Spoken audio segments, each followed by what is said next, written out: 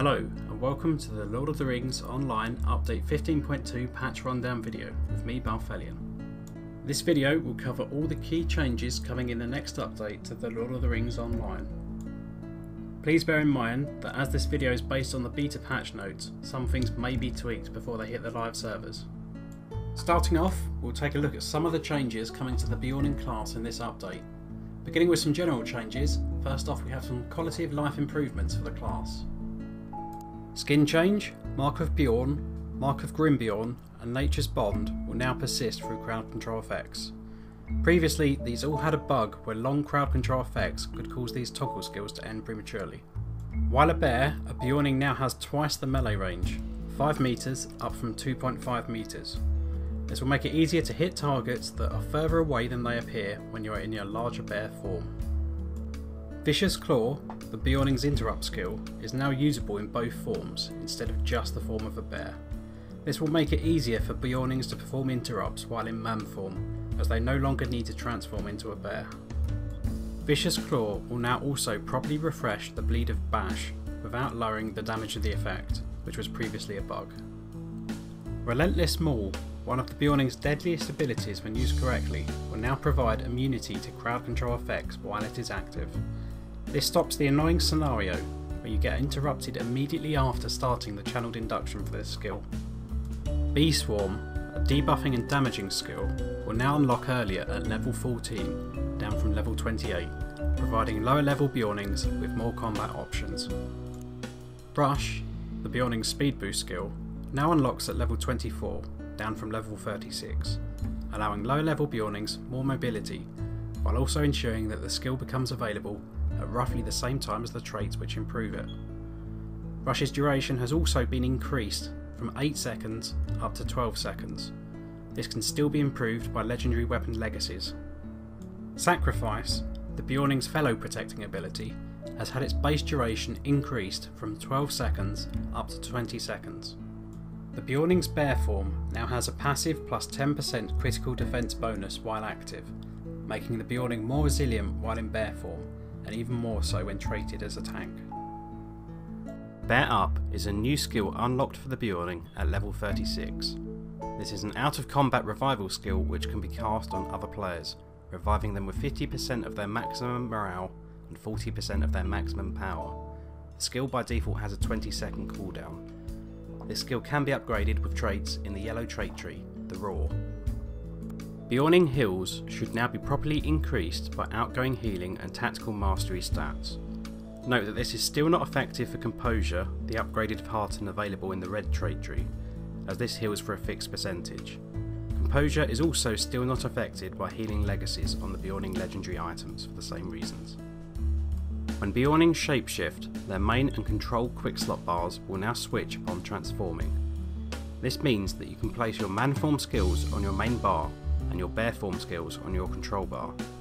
No matter which form you are in, the skills appropriate to your form will then appear on your main bar, allowing you to use the number shortcut keys on your keyboard for combat.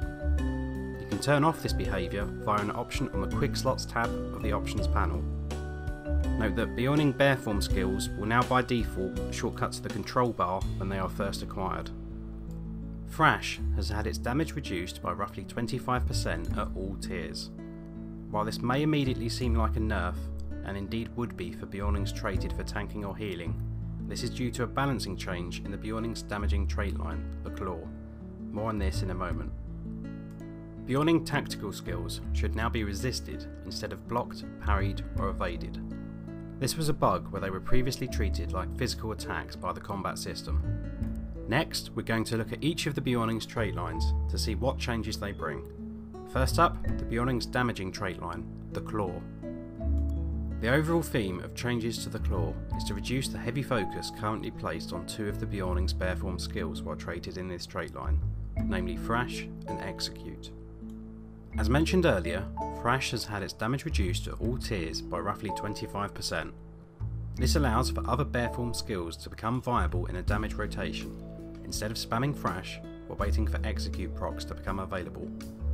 To compensate for this damage reduction, Beornings gain a new trait at tier 7 in the Claw trait tree called Broad Thrash. Broad Thrash transforms Thrash tier 3 into an AoE skill, hitting up to 5 enemies in front of the Beorning.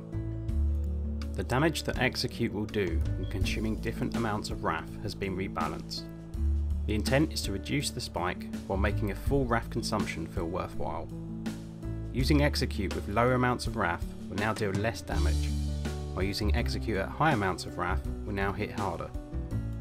The Moment of Opportunity trait, which gives the Beorning a chance to perform a free Execute with no Wrath cost, has also been rebalanced. This can no longer proc on bare form auto attacks. The free Execute will hit at a reduced damage of what a full Wrath Execute hits at, to ensure that actually using your Wrath as part of a normal Execute skill still feels worthwhile.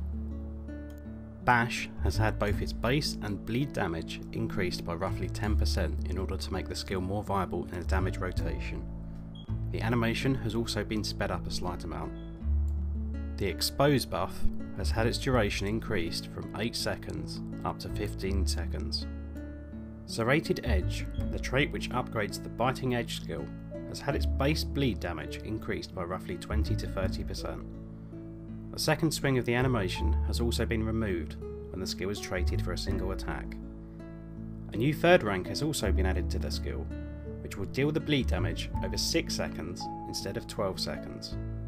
Since the cooldown of Biting Edge is only 8 seconds, this effectively results in a further damage increase, as you will now deal the full bleed damage instead of only 2/3 of it before using the skill again.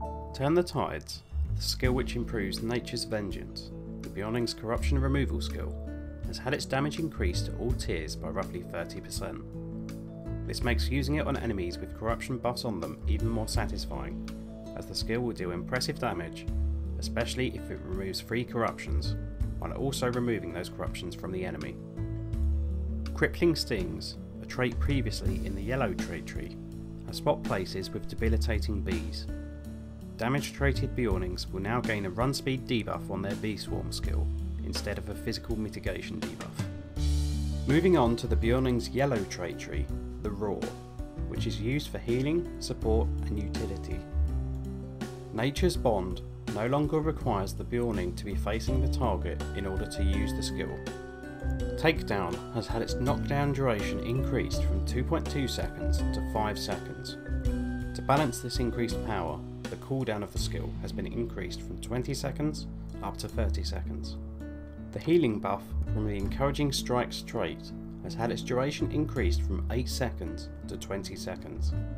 This makes it even easier to both build and maintain stacks of this buff. Raging Blow's damage buff has had its duration increased from 5 seconds to 12 seconds. Desperate Shouts and Stampede have switched positions in the yellow trait tree. Stampede is now available in Tier 2, while Desperate Shouts is available in Tier 3. Debilitating Bees, a trait previously available in the red trait tree, has now swapped places with Crippling Stings. Support traded Beornings will now gain a physical mitigation debuff on their Bee Swarm skill, instead of a run speed debuff. A new 4th rank in the Quick Men trait allows Nature's Men to be inducted on the move. A new trait available at Tier 7, In the Face Of, allows Bear Up to be cast in combat. Bear Up's cooldown will be increased to 3 minutes to account for this power buff. Next we'll cover the Beorning's blue trait line, the Hide, which is used for tanking. Tank-traded Beornings will benefit from increased threat generation added to all Hide skills. The Guarded Physical Mitigation buff now tears down instead of instantly dispelling if the duration runs out. This makes it easier for Beornings to build and maintain the buff. Vigilant Roar now reflects a minor amount of threat in addition to damage, further increasing your threat with any target which is currently hitting you. To balance this increased utility, the potency of the damage reflect has been reduced from 30% down to 15%. Sluggish Stings now reduces the attack duration of the target in addition to reducing its induction speed. A new 3rd rank adds a further 10% additional induction duration and attack duration to the effect. A new trait, Thunderous Roar, is available at Tier 7 of the tree.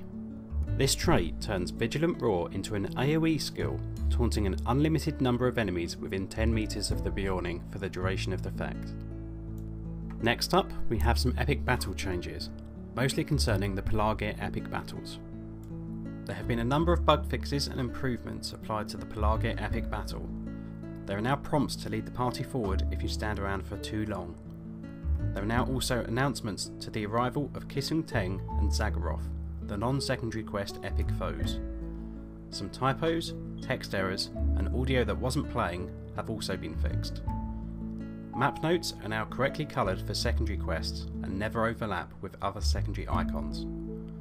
The battle should now end quicker and smoother after Aragorn's forces clear out the Corsairs, rather than leaving players in the battle.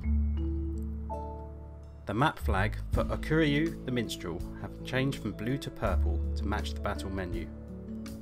An issue with secondary map flags doubling up has also been addressed. Some changes unique to the Fellowship version of Pelargir have also been implemented. The time allowance to earn platinum for defeating the epic foes Ukturu and Tisati have been increased by a slight amount. The failure and incomplete notice for ship slaves will now only appear when it should. Lastly, a change which affects the epic battle system as a whole. The epic battle promotion point cap has been raised from 216 to 236, an additional 20 points, allowing you to spend more points and earn more traits in epic battles. Next up, following their inclusion as part of Central Gondor, Roving Threats are being rolled out across more of Middle-earth. As the War of the Ring intensifies, powerful servants of the enemy have spread to Angmar, Thorakel, Western Gondor and the Misty Mountains. For those bold enough to stand against these foes, new and unique rewards can be obtained by claiming the brands they bear. Note that the existing Roving Threats of Central Gondor will also be dropping these brands. These brands can then be taken to barterers in Middle-earth to acquire unique gear. This includes first age weapons. Weapon rewards received via bartering are bound on acquire. Remember that these threats are meant to be dealt with in groups rather than solo, and those found in older regions cannot be fought using mounted combat. Moving on, some changes to the music system have been implemented in the game as part of this update. Instruments have had their notes updated, cleaned up, retuned, and the volume adjusted to be consistent. This may mean that any ABC music files you play in game may sound different to before. On the whole, this should result in increased quality to the sound produced by all instruments. Lastly, there are some miscellaneous and general changes as part of this update. The full screen checkbox in the graphics options has been replaced by the screen mode drop-down, from which you can select windowed, full screen, and in Windows builds, full screen windowed. This new option runs the game in a borderless window at desktop resolution. A reflecting pool for Central Gondor can now be found in the town of Linhir, and it contains several instances from the region, as well as even in darkness. A new reflecting pool for West Gondor has been added to the Court of the Prince in Dol Amroth. Many instances have also been added to the West Gondor reflecting pools, found near Morlad and in Dol Amroth. When accepting quests, there is a new indicator that shows you when the quest being picked up is repeatable. In the Dead Marshes, the warband Sorzer, the Lone Hunter, is now easier to defeat solo. In the Lone Lands, a couple of warg dens have been added to help players doing the Warg Slayer deed and the quest Iron Jaws. Players who are sitting, lying down or fainted will no longer stand up upon entering an AFK state. Pets should no longer attempt to engage enemies that attacked you while you were mounted but which are long gone. The minimum levels of Mavams and well-kept Mavams has been reduced to 20. Turbine have located a possible culprit for unexpected shallow water dismounts. These cause you to get dismounted instantly when riding your steed or war steed through a shallow pool of water. Hopefully this is now addressed. Several of the NPCs in Tur Morva were mistaking Beornings for hobbits. They've been given some instructional charts and diagrams and should now be able to tell the difference. The hairy toes were throwing them off. Player characters who failed the Celebrating Sunshine deed before it was hotfixed can now earn the Sunshine title. There are also numerous other bug fixes which don't warrant mention in this video. Please be sure to check the patch notes when the update goes live to get a full breakdown of the changes. I hope you've all enjoyed this patch rundown video. If you'd like to see more of these for future updates, please subscribe to my channel, like the video or write in the comments. Thanks for watching.